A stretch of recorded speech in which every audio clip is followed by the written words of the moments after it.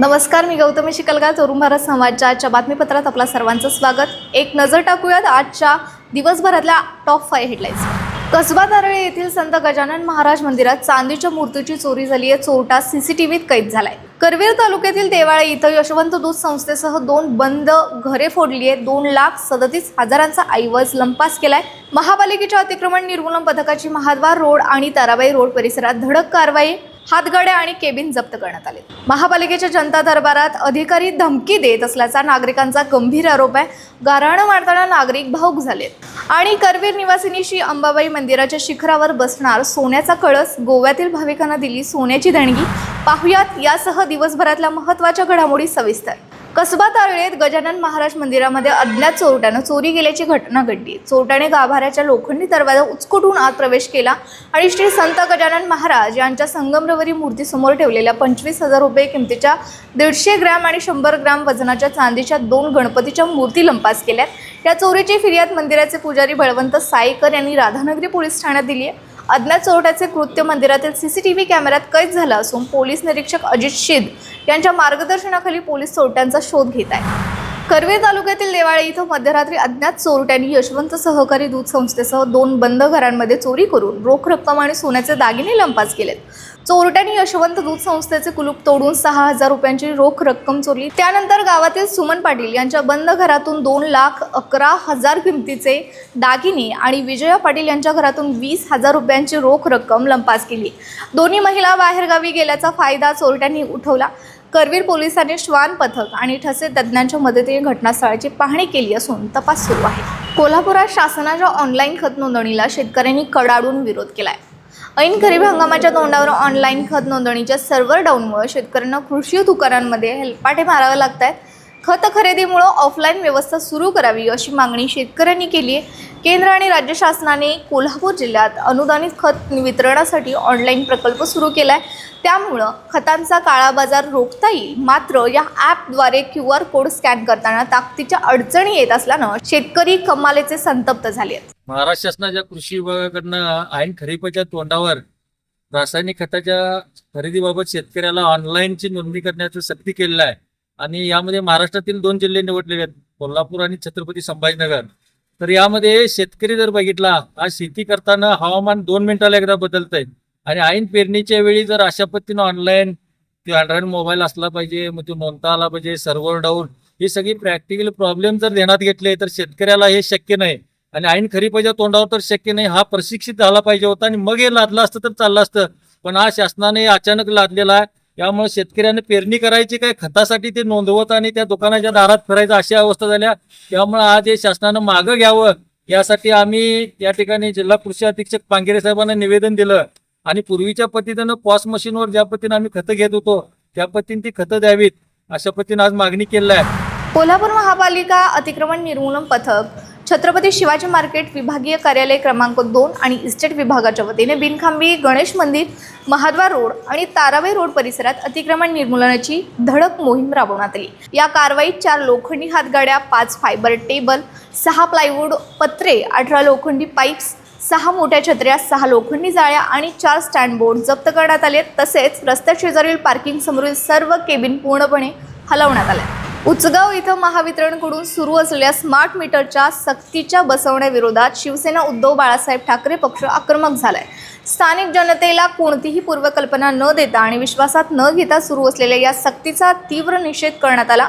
शिवसेना उपजिल्हा प्रमुख विक्रम चौगुले यांच्या नेतृत्वाखाली कार्यकर्त्यांनी वीज वितरण कंपनीचे उचगाव शाखा अभियंता संदीप काकडे यांची भेट घेऊन त्यांना निवेदन दिलं. या सक्तीच्या विरोधात महावितरण कार्यालयाबाहेर जोरदार निदर्शने करत शंखध्वनी आंदोलन करण्यात आलंय. आज उचगाव MSCB शिवसेनेतर्फे आम्ही निदर्शन करून निवेदन दिले. स्मार्ट मीटर जे बसवत आहेत ते हे पूर्ण म्हणजे हुकुमच्या पद्धतीने बसवत आहेत आणि तो बसवू नये म्हणून आम्ही त्यांना एक निवेदन दिलं. कोल्हापूर महानगरपालिकेत आयोजित जनता दरबारालाच खुद्द महापौर रुपाराणी निकम या उशिरा पोहोचल्यानं आपल्या तक्रारी घेऊन आलेल्या नागरिकांचा तीव्र संताप झाला आणि महापालिकेत काही काळ मोठा गोंधळ उडाला। खूप वेळ वाट पाहावी लागल्यामुळे आधीच हवालदिल झालेल्या नागरिकांमध्ये महापौरांच्या या लेटमार्कमुळे तीव्र असंतोष पसरला होता। या गोंधळानंतर कसाबसा जनता दरबार सुरू झाला। यामध्ये लक्षतीर्थ वसाहतीत राहणारे मधुकर जाधव यांनी घराशेजारील अतिक्रमणाचा मुद्दा मांडताना महापालिकेचे अधिकारी आपल्यालाच धमक्या देत असल्याचा धक्कादायक आरोप केलाय। मी शेजारील बांधकामासंदर्भात महापालिकेकडे 2022 साली तक्रार केली होती। त्या तक्रारीनंतर महापालिकेने येऊन पाहणी केली, ते बेकायदेशीर आहे म्हणून त्यांनी डिक्लेअर केलं। त्यानंतर महापालिकेचे काही अधिकारी काय बोगस कागदपत्र देणे, धमकावणे आणि हे करणे। त्यावेळी जिल्हाधिकारी राहुल सरांनी 20/6/2023 रोजी कारवाईचे लेखी आदेश दिले होते। त्यानंतर तीही फाईल या अधिकाऱ्यांनी गायब केली। दुसरी गोष्ट, न्यायालयामध्ये जाण्यास याच अधिकाऱ्यांनी त्यांना सहकार्य केलं आणि न्यायालयामध्ये बोगस कागदपत्र देणे व न्यायालयामध्ये बोगस कागदपत्र देऊन आम्हासनी धमकी देणे, यामध्ये स्थानिक नगरसेवकापासून सगळी लोक न्यायालयात हजर असतात आणि धमक्या दिल्या जातात या अधिकाऱ्यांच्याकडनं। आणि हे स्थानिक नगरसेवक आणि ते हेतवडे ही आम्हाला धमक्या देतात। वर्षानुवर्षाच्या प्रशासनाने उंबरठे झिजवून न्याय मिळत नसल्याची व्यथा मांडताना जाधव यांना भर सभेत रडू कोसळले। या गंभीर प्रकारानंतर महापौरांनी या विषयावर तातडीने उद्या बैठक घेण्याचं आश्वासन दिले। आज होणारा जनता दरबार आणि त्या जनता दरबारामध्ये आलेले प्रश्न याच्यावरती तरी नक्कीच कारवाई केली जाईल। थोडंसं यामध्ये काय तथ्य आहे का आणि अधिकाऱ्यांच्या जर काही याच्यामध्ये चुका असतील तर नक्कीच त्याच्यावरती कारवाई सुद्धा होईल। करवीर तालुक्यातील शिंगणापूर इथं नदीपात्रात बुडून एका व्यक्तीचा दुर्दैवी मृत्यू झालाय। प्रयाग चिखली येथील रहिवासी असलेले कृष्णात पाटील हे शिंगणापूर येथील नदीपात्रात अंघोळीसाठी उतरले होते, मात्र पाण्याचा अंदाज न आल्यानं ते नदीपात्रात बुडू लागले। ही घटना समजताच स्थानिक ग्रामस्थांनी तातडीनं नदीपात्राकडे धाव घेतली आणि शोध मोहीम राबवून त्यांचा मृतदेह पाण्यातून बाहेर काढला। बिबटे किंवा गव्यांचा कळप दिसणं म्हणजेच फक्त जंगल नव्हे तर छोट्या प्राण्यांचं आणि पक्ष्यांचं अस्तित्व म्हणजे जंगल असतं। याची प्रचिती राधानगरी तालुक्यातील दाजीपूरचे जंगल देऊ लागलंय। दाजीपूरच्या घनदाट जंगलात सध्या एक मादी अस्वल आणि तिच्या पाठीवर घट्ट पकड धरून बसलेली तिची 2 लहान पिल्लं पर्यटकांचं मन जिंकून घेत आहेत। आईच्या पाठीवर बसून जंगलाची सफर करणारी आणि निसर्गात बागडणारी ही पिल्लं पाहताना पर्यटकांना जंगलातील एका मातृत्वाचं अत्यंत देखणं आणि भावूक रूप पाहायला मिळाले। पाणवट्याच्या परिसरात या अस्वलीच्या आणि तिच्या पिल्लांच्या पायांचे ठसे उमटले असून अस्वलांचे हे छोटेसे सुखी कुटुंब दाजीपूरच्या जंगलात मुक्तपणे वावरत आहे।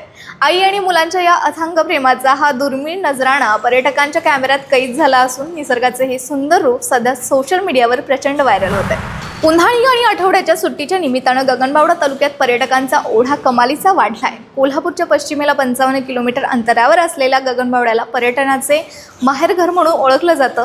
येथील ऐतिहासिक, धार्मिक आणि नैसर्गिक वारशामुळे शहरवासियांचे पावले गगनबावड्याकडे वळत असून यामुळे गगनबावडा परिसरात पर्यटकांची मोठी गर्दी झाली।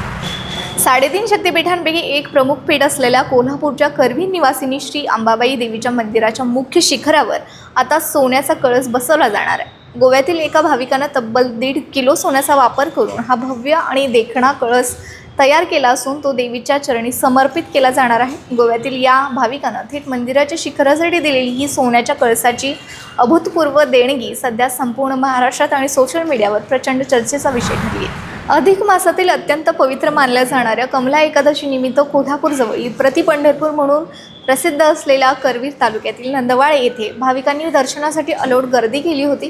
पुंडलिक वरदे हरी विठ्ठल आणि विठ्ठल रखुमाईच्या जयघोषानं तसेच टाळ मृदुंगाच्या नादानं अवघी करवीर नगरी भक्तीच्या रंगात न्हाऊन निघाली होती।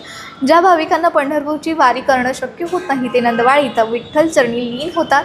या परंपरेनुसार कोल्हापूर शहर आणि ग्रामीण भागातून अनेक पायी दिंड्या भगव्या पताका घेऊन नंदवाळमध्ये दाखल झाल्या होत्या। गुरुवारी पहाटे विठ्ठल रुक्मिणी मूर्तीची विधिवत महापूजा आणि काकड आरती झाल्यानंतर मंदिर दर्शनासाठी खुलं करण्यात आलं। तर या होत्या आज दिवसभरातल्या काही महत्त्वाच्या घडामोडी। अशाच वेगवान आणि ताज्या अपडेट्ससाठी पाहत रहा तरुण भारत संवाद कोल्हापूर। चॅनलला सबस्क्राईब करा आणि बेल आयकॉन क्लिक करायला विसरू नका। पुन्हा भेटूया उद्याच्या बातमीपत्रात। तोपर्यंत नमस्कार।